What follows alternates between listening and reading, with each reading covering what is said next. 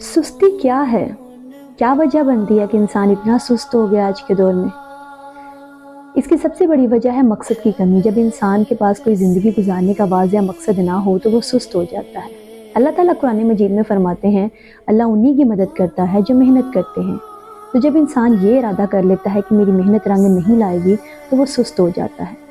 وقت کا ضیاع، دیر سے سونا، موبائل پہ بہت زیادہ ٹائم ضائع کرنا، یہ سستی پیدا کرتی ہے۔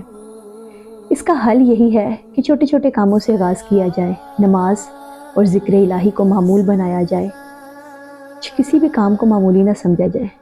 سستی شیطان کی طرف سے ہوتی ہے، یہ انسان کے دل میں منفی سوچ پیدا کرتی ہے۔ بعض اوقات تو ایسا ہوتا ہے خدا کا منکر بنا دیتی ہے یہ چیز۔ تو اپنے آپ کو بدلیں، سستی سے محفوظ رہیں، اللہ کا ذکر کریں۔ جزاک اللہ۔